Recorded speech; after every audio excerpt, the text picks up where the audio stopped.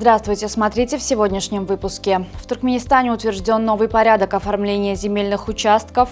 Президент Туркменистана встретился с новым представителем ЮНИСЕФ, принял верительные грамоты нового посла Казахстана и другие новости.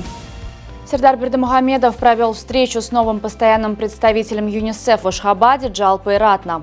В ходе встречи были обсуждены текущие состояния и перспективы сотрудничества между Туркменистаном и Детским фондом ООН.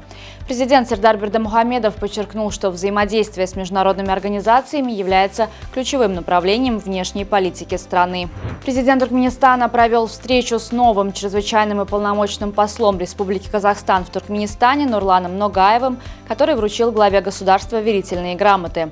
В ходе встречи стороны обсудили текущее состояние и перспективы двусторонних отношений. Было отмечено, что связи между странами носят долгосрочный и стратегический характер, опираясь на общность культурных и исторических ценностей. Президент Туркменистана подписал постановление, регулирующее вопросы предоставления земельных участков в собственность, пользование и аренду. Документ утверждает порядок оформления, регистрации и выдачи соответствующих документов, а также положение о Государственной комиссии по земельным вопросам. Делегация Туркменистана во главе с заместителем министра иностранных дел Ахмедом Гурбановым посетила Словацкую республику с целью проведения политических консультаций и укрепления двусторонних отношений.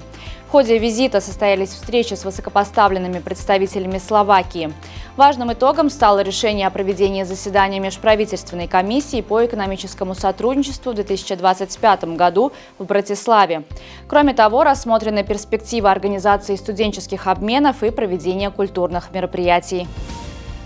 Таиланд ввел безвизовый режим для граждан Узбекистана, Китая, Индии и Казахстана.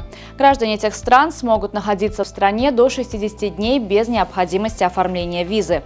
Таким образом, общее число государств, граждане которых могут посещать Таиланд без визы, увеличилось с 57 до 61.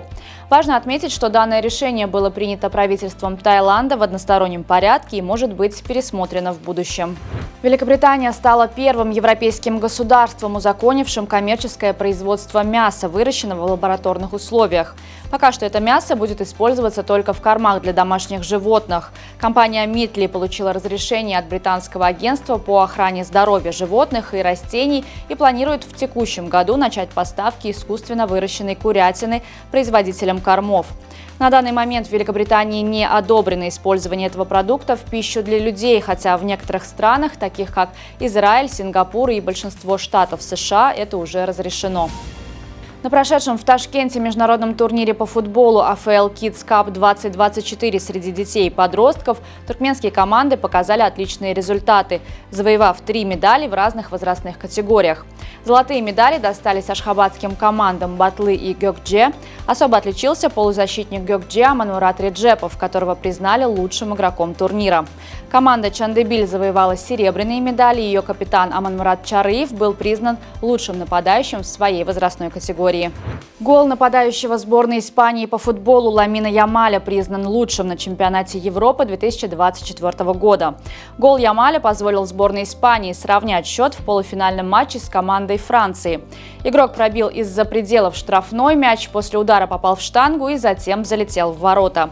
В тройку лучших голов чемпионата также вошел мяч, забитый английским полузащитником Джудом Беллингемом в матче 1/8 финала с командой Словакии и точный удар швейцарского футболиста Джертена Шакири во встрече второго тура против Шотландии.